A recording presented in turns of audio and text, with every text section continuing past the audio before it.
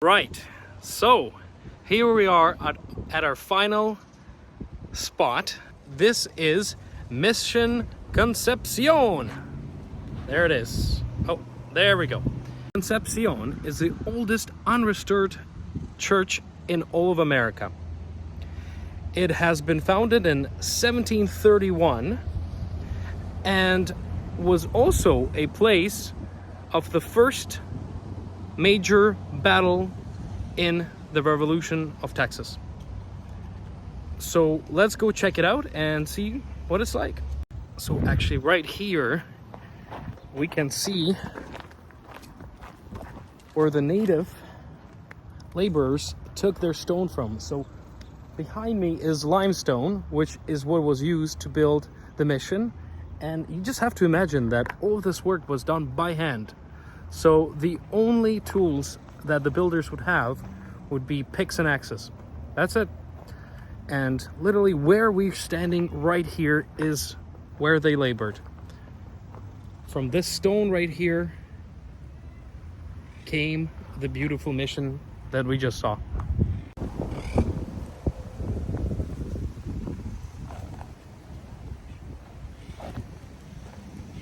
You can almost see the grooves where the pick and axes would fall to get the stone fragments needed for the mission. Wow.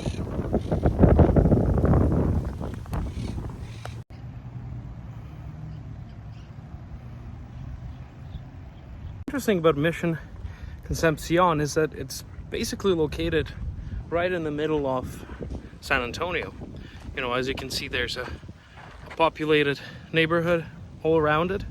Like the other missions were sort of secluded in the almost in a jungly area, but this is quite different. Wow, what a view. Look at that. What is interesting to note about this specific church is the Moorish style that Franciscan builders used to design it. You can see the Moorish influence in the architecture. This church has not been touched since it's been in place 300 years ago. You see is exactly what people saw almost 300 years ago when this church was built. Of course, it has weathered since, but the design is exact.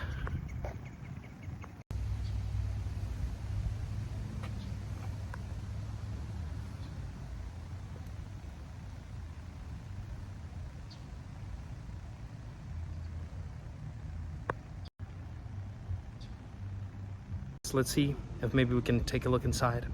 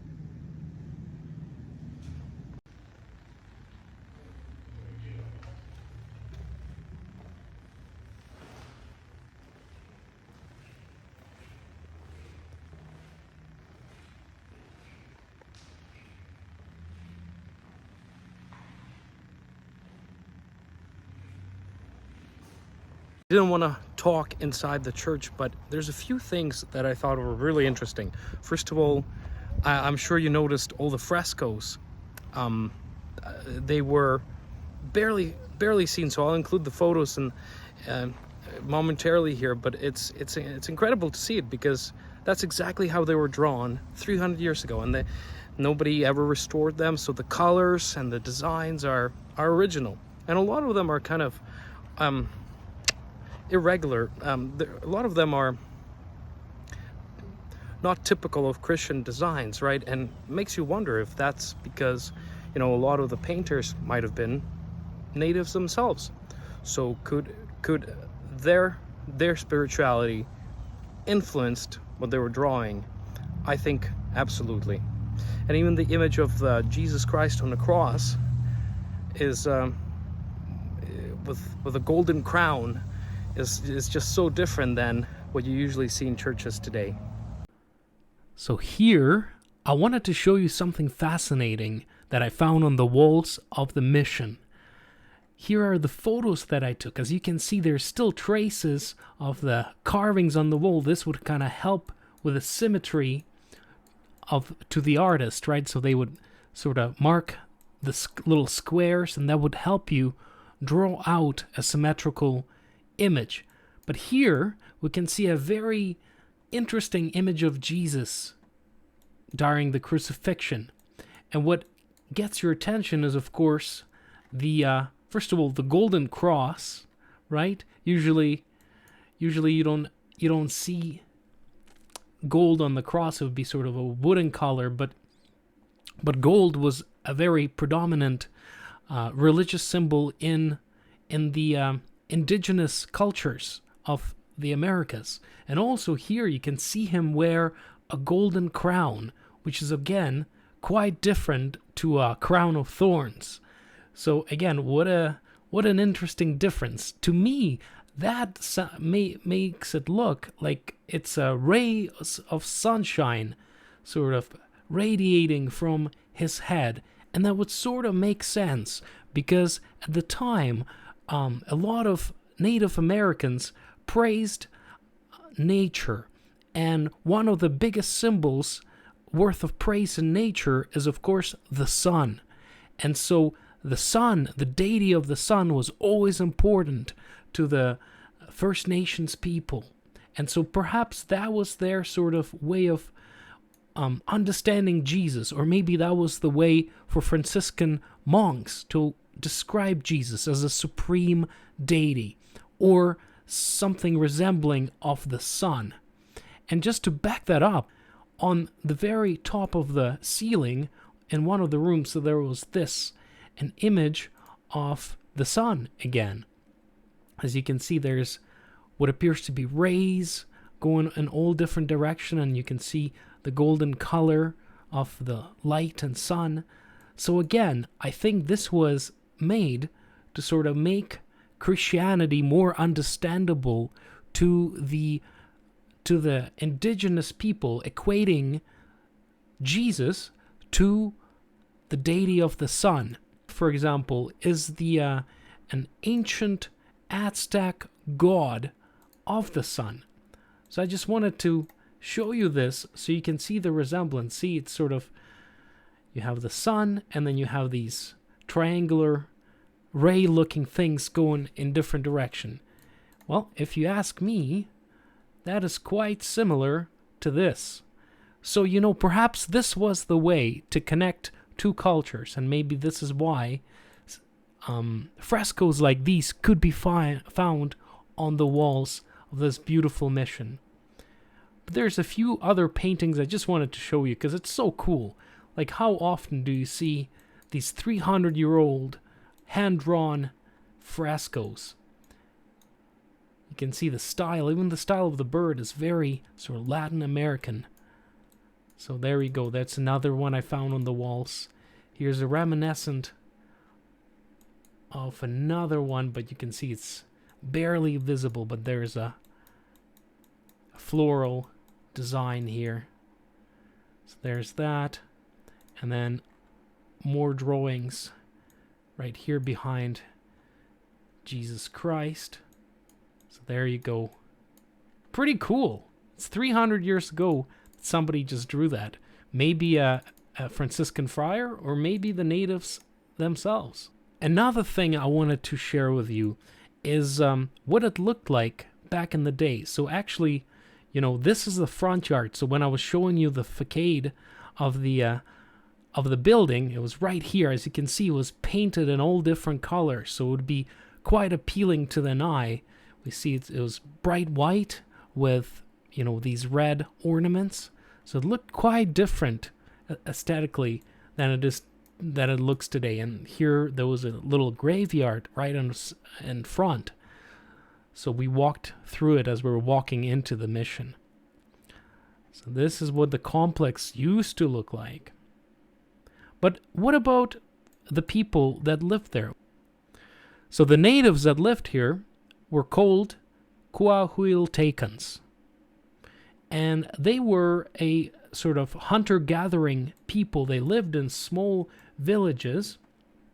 And there weren't like a big city that they had. It was like small tribes. As you can see, this is the traditional clothes of these beautiful First Nation people. But they then came to the missions for protections, because missions would provide sort of an organized way of living with numerous other people, and together they could sort of protect themselves from other tribes, such as, well, you had Apaches and you have Comanches all around. So this tribe was more susceptible to the European ways, and here you can see kind of how the clothes have changed. So this would be sort of the typical look of Coahuiltecans as they lived in the mission. As you can see, there's a Franciscan friar here sort of supervising, but then majority of people would be the local native population converted into Christianity. You know, a fascinating thing to remember, usually a mission like this would only have 1 or 2 friars. It is quite amazing how skilled these guys were. In fact, let's take a look at them. This is what a typical Franciscan friar would look like. You would have this iconic haircut with a little bald spot shaved on the top, and then this is the hair going around in a ring. But you know, these would be a very hard-working people. They would know how to build, they would know how to convert, they would know how to teach. They were not just priests, but they were also diplomats. So they would be working on frontiers of the of the Spanish colonies, and they would sort of act as king's messengers. And they would try to expand the Spanish colony wherever they went. Now, what is amazing is, like I said, in a mission you would only have 1 or 2 friars, and they would be able to control large populations of Native American people under their care, and they would be able to facilitate the building of the mission, the business, the economics of it all, and they received all of that in their training. But one distinguishing thing about the friars was their simple life. They actually embraced poverty as a way of life. So this is who the people were behind the mission, both Franciscan friars and the natives, the native population that lived here, converted, and largely was responsible for building the missions and operating them. In fact, I will include a link in the description, so if you want to learn more about Coahuiltecans, you can click on a few links and learn more about their amazing culture. One more thing I wanted to notice is in the end there was a tip jar that accepted credit cards, and you just kind of tip your credit card in, and it takes $15.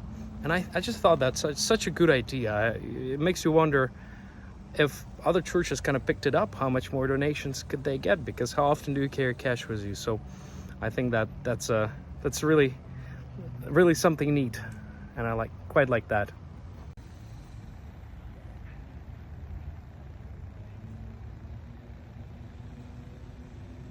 Right, well, our mission to visit all of the missions in San Antonio is done. We saw all 4,